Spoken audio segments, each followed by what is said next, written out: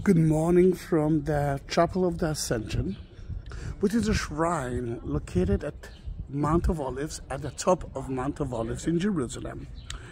It's first of a Christian church and a monastery, and now it's an Islamic mosque. We will talk about it soon. It's located at the site that traditionally we believe that was the earthy spot where Jesus ascended into heaven after his resurrection. But he promised us to come back from the same spot. Then here it is. And I'm dedicating it to Carla, that bought a book through me, Constance, with the Lord's Prayer and olive wood cover, and I'm blessing it as I'm taking that video that you have been blessed to see too. I mean, you are I'm so happy that I'm blessed that you are watching that video with me. And if you want to know something about it, then we will talk about it at the end of the video. It's not important now. Then in the structure here, in the chapel here, there's a slab of stones believed to contain one of his footprints. I must say something about it. We have so many traditions, and one of my videos, I got so many comments that laughing at that idea. I do have a question. Can you prove that it wasn't his footprint? Then if you're not believing in the Bible, that's okay. You can say whatever you want. But if you are a believer, then don't try to make it, don't try to show it as a joke, because it's not, at least for me and for so many others believers. The status quo of 200 years, understanding between religious communities applies to that side. That's why you can see here Armenian altar, you can see a Coptic altar, Greek Orthodox altar, Catholic altar, then almost of the Christians accepting it as the Ascension Church. Although I must say that if you visit with me the first at Paternoster Church, Aluana, that at the beginning they actually thought that it might be there, but then they split that, split it in two stories. Here it's the center because it's the highest place of the city, and the other one is about Jesus and the disciples that have been there together. And if I'm talking about that, by the time of the pilgrims, Algerius travels to Jerusalem, a woman, in 384, the spot of it had been moved to here, to the present location. Then in that case, we know that it happened at the 4th century, and later on,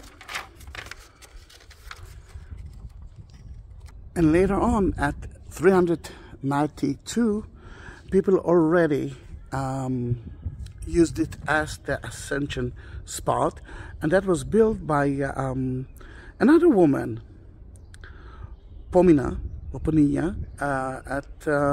She was an imperial family. She came from the imperial family. She had the money. She could do that. And this is so beautiful to see that at the beginning of Christianity, a lot of women used to build churches here in Jerusalem. Then at the spot that you can actually see here, the 4th century, there was kind of a chapel. They call it the stage in Beaumont, Chapel on the Hill, which was right here in front of you.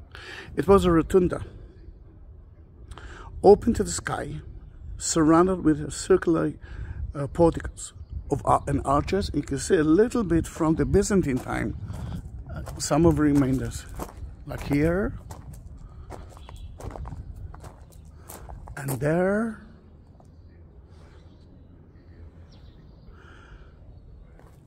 then in that case we do have some evidence from the 4th century church.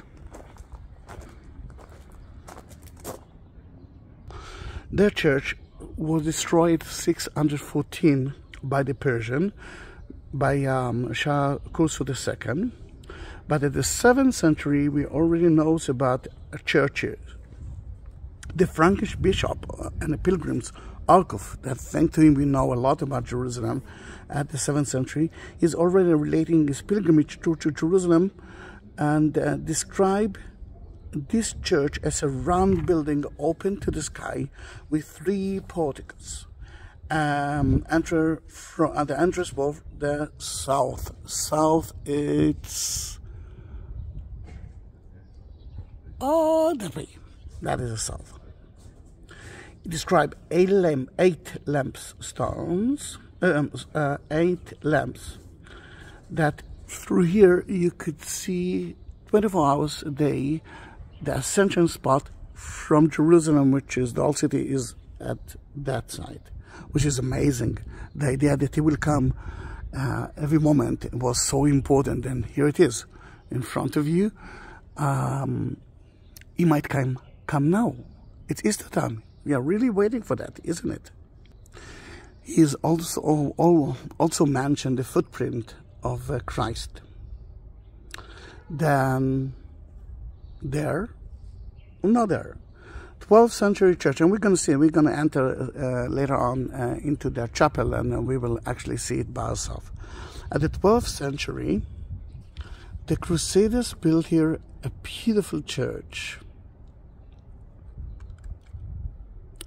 That church has been destroyed, but what actually left from that church are the columns here. And every column made of marble, and everyone is from a different marble. Let me show it to you. Every capital is different. It's not the same capitals.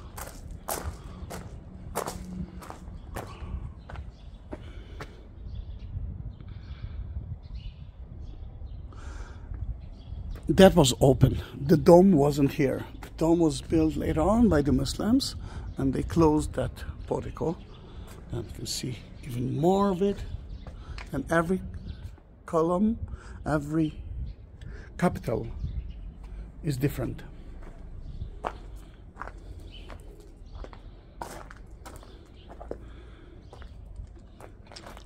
This is the Greek Orthodox altar, ceramic altar. Everyone are using it. Look at the blue sky. How beautiful it is. Yes, I feel myself as a lucky guy that lives in the Holy Land. I actually, the COVID did something good for me. I know that not for all of you, but the COVID gave me time to understand what I love and what I should do. And by praying for you, having a kind of a virtual tools, together with together with buying your crosses for the one who cannot reach Israel, it makes me happy because I know how important it to so many of you. That's why the idea is to have the best quality items and not something in 20 shekels that will break in less than two days. And I'm asking myself, what should I do? Should I go back to be a tour guide, or should I continue with it, making tools for you and open you to the Bible in a 3D way? Then if you know the answer, please answer me, because I'm asking myself, should I continue or not? For example, I'm supposed to have a group at Easter time, and I decided this time not to do that, mainly because I want to be with you while I'm taking a video of so many events like the Good Friday, Saturday, you know what I mean? Then it's a very huge dilemma that I'm actually sharing with you, because you are my family. Then after the fall of Jerusalem in 1187 by Salah ad-Din, The ruined church and the monastery were abandoned by the Christians, who actually left to Acre. During the time of Saladin, he established here a waqf place. Waqf, it means that it's kind of Islamic trust. Now it belongs to the Muslims only. But one thing that he did, and I really loved, he knew that that place is mostly visited by the Christians and not by the Muslims. Then he decided to open it to everyone. And in a way, it's beautiful, isn't it? But when we'll go in to the chapel, you will see that there is a mihrab there as well. The mihrab will tell you where is Mecca, and the Muslims are praying to Mecca, but later on they divided it into two. You can see the roof right there of the mosque with the minaret, and that place is mostly for Christian believers. You saw the chapels here as well. Then it's a good sign, isn't it, to accept everyone.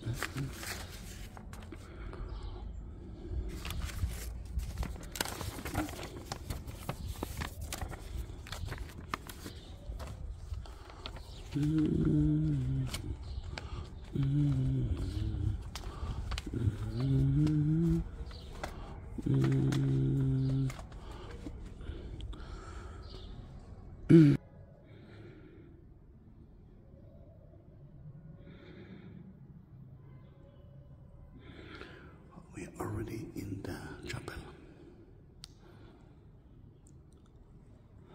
This is the mihrab place where the Muslims used to pray, and the footprint of Jesus is in front of you.